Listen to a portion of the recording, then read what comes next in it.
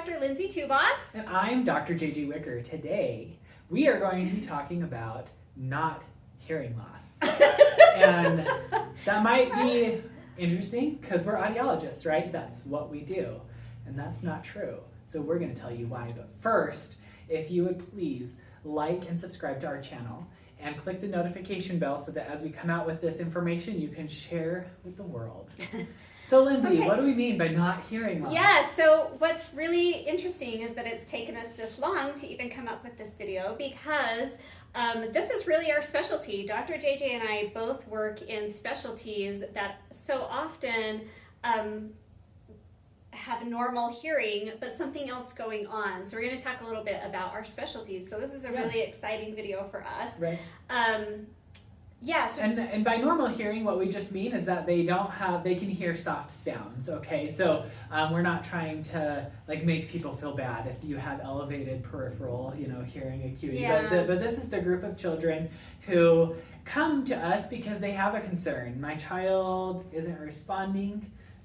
They say what all the time. I need to work really hard to get their attention. Or my child is over responsive to sound. But I feel like something's off about how my child can hear. And so, the first thing that everyone should do, I think, is test peripheral hearing. Yeah. And these are the kiddos for whom it's typical.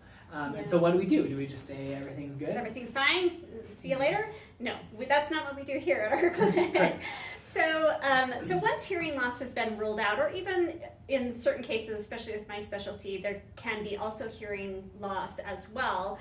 But I'll just go ahead and start talking about my specialty. So broadly, my specialty is working with children or even adults who have sound sensitivities, whereas JJ's specialties is working with people who have difficulty processing sound. So mine kind of focuses on sounds that we don't want to hear, while JJ's focus is on sounds that we want to hear but can't quite process. So the things that I work on is tinnitus is one. Some people call it tinnitus. I call it tinnitus.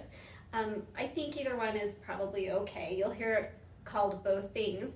But that's when you're hearing a sound in your ear that isn't anywhere else. And a lot of times the cause of tinnitus is hearing loss, but we're seeing an increase in people who have that ringing in their ears or sounds in their ears, even when they have normal hearing. The other focus of my specialty is hyperacusis, which is an oversensitivity to sound.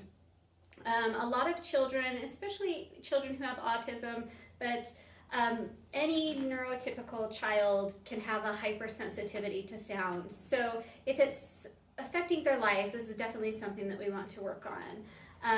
Misophonia is a hot topic and is something that I specialize in, and I am very interested in and passionate about, because this is something where it's sort of a form of hyperacusis, a sensitivity to sound, but it's a sensitivity to soft sounds that maybe doesn't affect other people. So an example of this is if JJ was chewing a piece of gum right next to me and I had misophonia and my trigger was gum chewing or chewing in general, it would create a physical response in my body, a trigger, and then an emotional response in my body, which is usually rage or intense anger. And while you're triggered, it's a reflex, so you actually can't calm yourself down in the middle of that reflex. And so working with children and adults who have that, where it's affecting their life, is really important to me.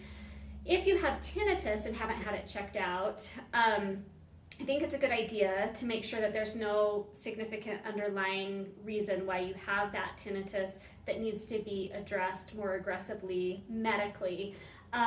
Otherwise, if you've ruled out any really significant medical issues, the only time you really need to seek treatment for tinnitus is if it's negatively impacting your life, if it's creating you, or if you're not able to sleep, or you don't, you just can't function, or it's causing depression or anxiety. That's when you seek treatment for that.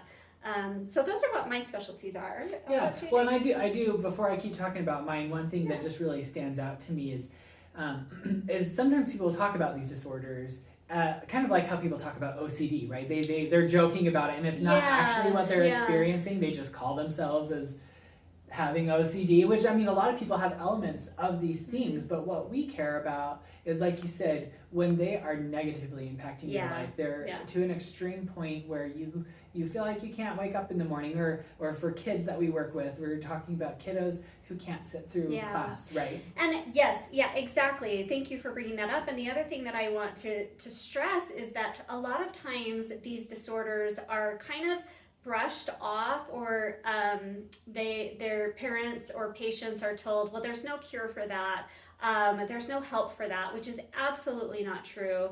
There is a lot of help for it, and a lot of things that we do here in our clinic for all three of those disorders. So if it's negatively impacting life at all, then we definitely want to help you out. Right.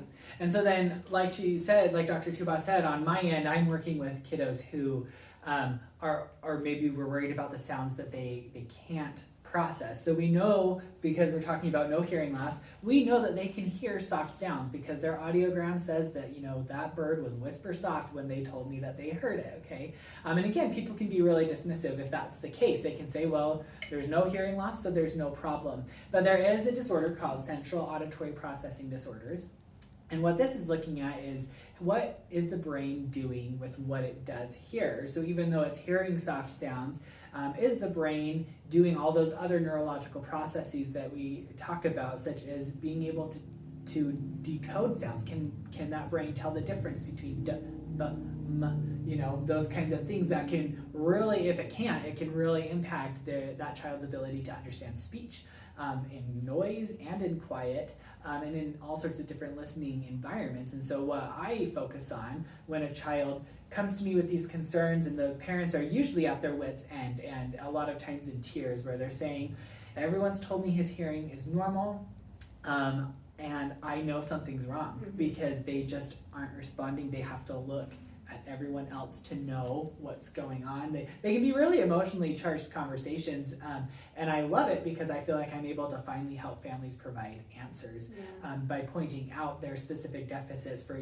there is an auditory processing disorder, and here's specifically what they aren't as strong at doing, like discriminating speech, understanding speech in noise, recalling information that they heard 3 seconds ago, and so that's what I like to focus on. So if you're told that your child has normal hearing, but you still have concerns, please know and understand that there are issues that exist, audiology issues that exist, that go beyond the audiogram, which is just our little graphing plot for how sensitive sound people can be to sounds.